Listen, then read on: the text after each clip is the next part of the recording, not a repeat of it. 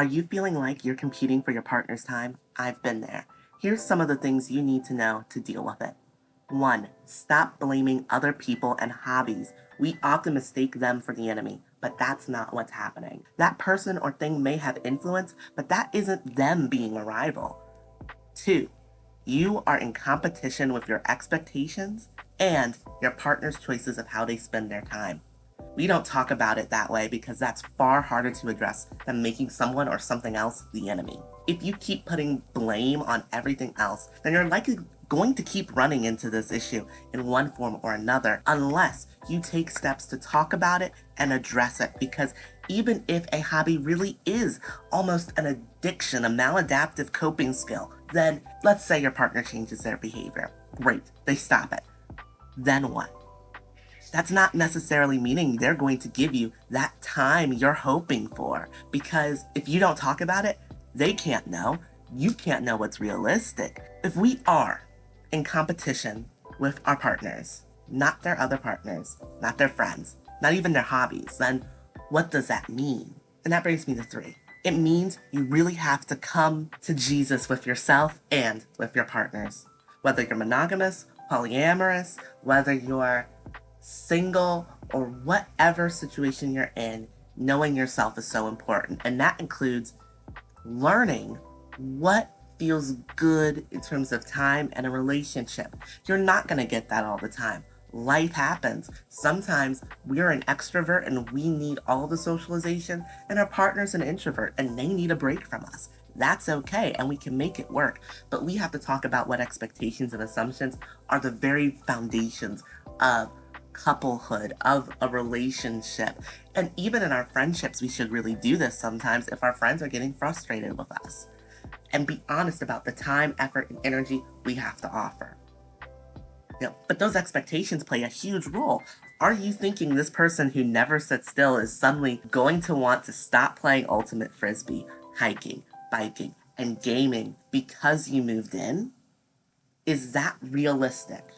Is that fair? That's not saying it couldn't happen, but it is to say you should be surprised if it does. And if it does, you really should look at it from a place of it being temporary. At any point, our partners can choose that they want to give their time differently. And that can be really hard for people to adjust to.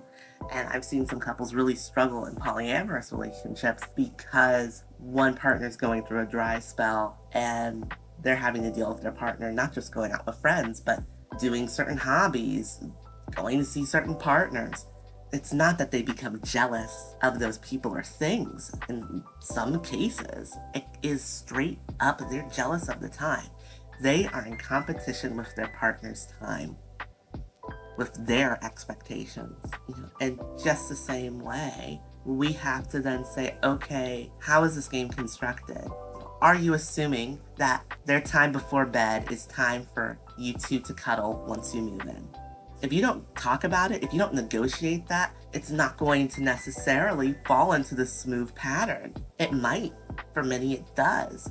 But if it doesn't, then you need to have a talk. And for people out here who are jealous of their partner's friends, their partner's other partners, their partner's hobbies, ask yourself first, what are your expectations? What are your assumptions? And have we communicated those things?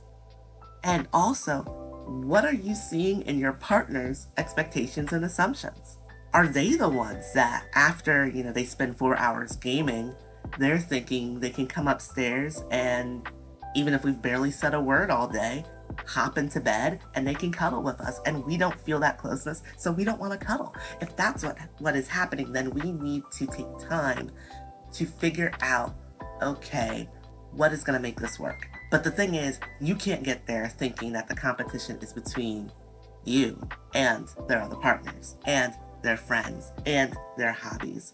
An old stereotype is the girlfriend hates video games.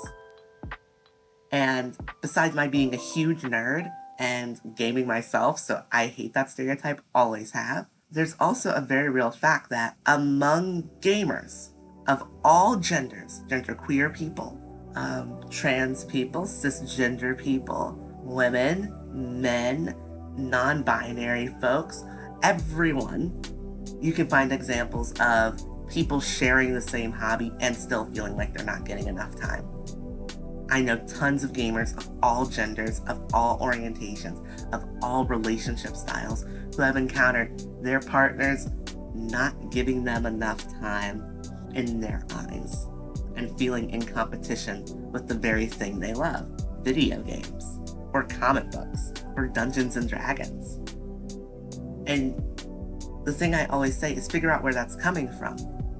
Is it coming from an insecurity where we're worried that because this person doesn't want to spend all this time with us, that something's wrong, they're gonna leave, we're bad? Are we looking at it from a place of, I have talked to them about the fact that I don't like that they come home and play video games for 4 to 6 hours and drink, and then we're supposed to be this hunky-dory Mr. and Mrs. Brady couple, because they don't feel it. They don't feel the connection day to day.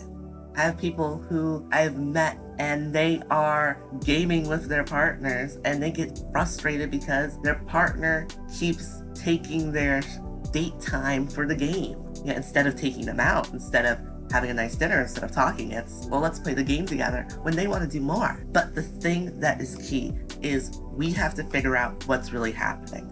Our partners aren't our enemies. They're not even necessarily our rivals per se, but we are in this competition with their choices of time, of sometimes personality, and we have to figure out how do we step out of that competition, out of that game we've been roped into, and instead make it a relationship where we are balancing who they are, who we are, what they want, what we want, what they need, what we need. And there's gonna be some compromises. And there's also gonna be base, foundational expectation list for each of you. And you have to acknowledge how reasonable or unreasonable that is. Thank you for watching this video cast. This has been Clinically Polyamorous and Naturally Black. I'm Dee, a licensed therapist, social worker, and all-around psychology sociology geek. Thank you so much for watching, and if you really want to help us out, hit the like button, subscribe button, ding that bell. It'd mean a lot. Give us a share, give us a comment about what you would like to see covered or any resources you'd like to share with others. We support everyone here in pursuing and creating the relationship styles that most reflect their needs and wants. We hope you stick around for more content. Check out our videos below. And once again, I'm Dee. I'm clinically polyamorous and naturally black. Take care.